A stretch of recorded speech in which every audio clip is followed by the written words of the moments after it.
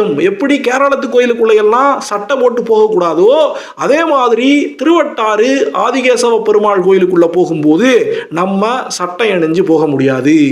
இங்க கொடுக்கக்கூடிய முக்கியமான பிரசாதம் அப்படின்னு சொல்லி பார்த்தா சந்தனம், துளசி, வாழைப்பழம் இதெல்லாம் தான் அவங்க கொடுக்கக்கூடிய முக்கியமான பிரசாதங்கள். எந்த கோயில்ல ஐயப்ப சாமிக்கு சாஸ்தாவுக்குன்னும் தனி சன்னதி இருக்குது.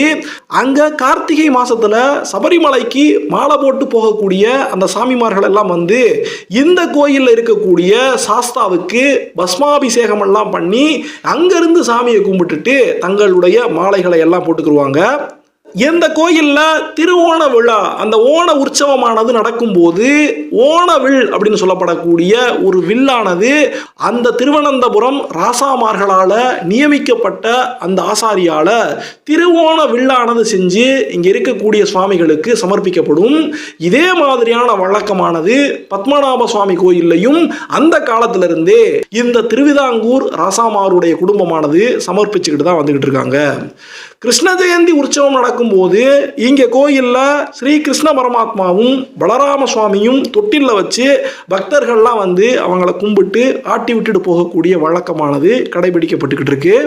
எப்படி இந்த வருடாந்திர உற்சவத்தில் 10வது நாளில் சாமிக்கு ஆராட்டு விழாவானது சிறப்பாக கடைபிடிக்கப்படுதோ அதே மாதிரி அதுக்கு முந்தின நாள் 9வது நாள்லையும் கருட வாகனத்தில் கிளம்பி போய் தளியல் சிவன் கோயில் பக்கத்தில் பள்ளிவேட்டைக்கு போய் இந்த சுவாமிகள் ஆதிகேசவ பெருமாளும் கிருஷ்ண சுவாமியும் பள்ளிவேட்டைங்கிற உற்சவத்தில் கலந்துக்கிடுவாங்க.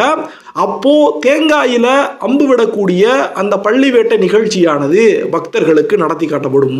இந்த கோயிலில் இருக்கக்கூடிய முக்கியமான தீர்த்தங்கள் அப்படின்னு சொல்லி பார்த்தா ஏற்கனவே சொன்ன பரளியாறு, கோதையாறு, மூவாற்று முகம், இதுபோக கடல்வாய் தீர்த்தம், ராம தீர்த்தம் அப்படின்னு இந்த கோயிலில் நிறைய தீர்த்தங்கள் இருக்கு. இப்போ சமீப காலத்தில் கங்கையில எல்லாம் காசியில கங்கைக்கு எப்படி மகா ஆரத்தி காட்டுவாங்களோ அது மாதிரி பரளி ஆற்றுடைய கரையில் நின்று ரோஹிணி நட்சத்திர நாளில் இங்க இருக்கக்கூடிய இந்த ஆறுகளுக்கும் மகா ஆரத்தி காட்டக்கூடிய அந்த வழக்கமானது ஒவ்வொரு மாச ரோஹிணி நட்சத்திரத்தன்னைக்கும் கடைபிடிக்கப்படுது. அன்னைக்கு பக்தர்கள் எல்லாம் எலுமிச்சை தீபத்தை ஏற்றி ஆற்றுல விடக்கூடிய அந்த விஷயத்தையும் நம்மளால பார்க்க